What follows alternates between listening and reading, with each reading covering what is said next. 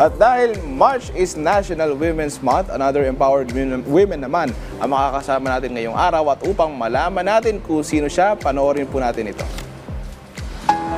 Kung sa tingin nyo na ang pagmamaneho ng malalaking truck ay nababagay lamang sa mga lalaki, no, you're wrong dahil kahit mga babae ay yakang-yaka ang pagmamaneho nito. Kagaya na lamang ng OFW sa Japan na si Chris Verano. Astig kung maituturing dahil sa height niya na 5'1", ay sisiw na sisiw sa kanya ang pagmamaneho ng malalaking dump truck. Bukod pa sa pagiging truck driver ay ipinagsasabay rin niya ang pagmamanage ng sarili niyang travel agency at iba pang negosyo doon sa Japan. Dahil sa dedikasyon at kasipagan ni Chris sa loob ng 19 years mula nang mapadpad siya sa Japan, ay malayong-malayo na ang iniangat ng estado ng kanyang buhay kumpara noon. At ngayon ay mas lalo pa siyang nagsusumikap para sa kanyang pamilya.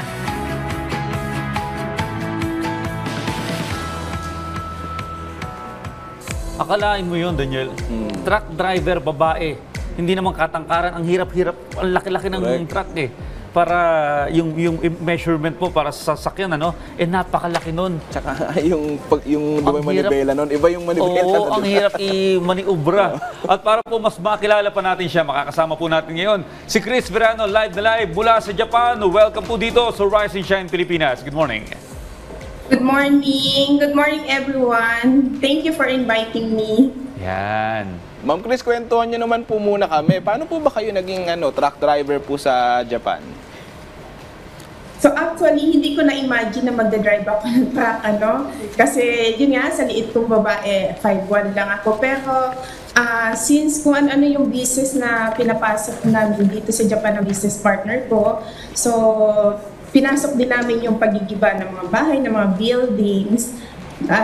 So naging kulang kami sa driver kasi dito talagang ang hirap makakuha ng truck driver. So doon nag-start na ang kailangan ko na rin na kumuha ng license sa truck. Pero siyempre nung una, medyo takot ako, ayoko kasi nga hindi ko kaya.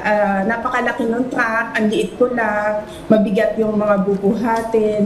Pero nung nandun na ako, so nag-enjoy na rin ako kahit paano na kaya ko pala. Talagang sa umpisa lang natakot ako pero kaya ko pala. Nag-enjoy na rin ako. Nung una, puros lalaki kasi yung kasama ko, puros lalaki yung mga nagdadrive ng truck.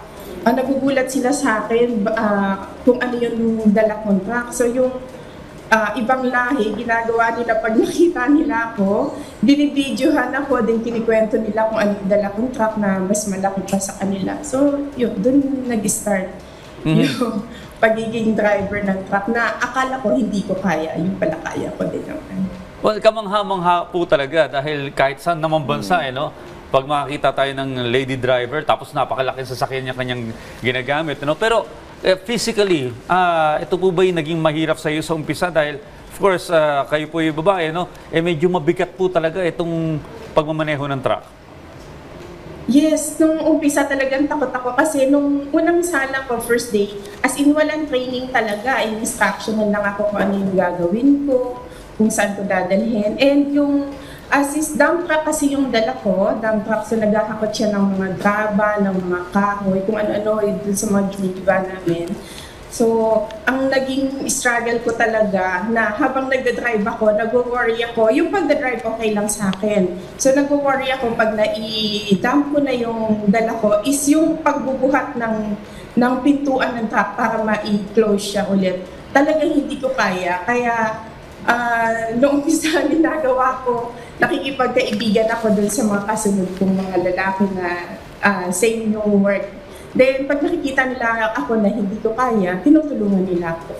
Hanggang ngayon, hindi ko pa rin kaya yung pintuan ng tinutulungan pa rin nila ako. Nakikipagkaibigan na lang ako para at least, so linalakasan ko yung loob ko. Kumbaga, kinakapalan ko yung mukha ko para may tumulong sa akin sa pintuan ng truck na ma-close ko. Super bigat talaga. Hindi talaga kaya. Naililift ko lang siya pero hanggang gitna lang talaga.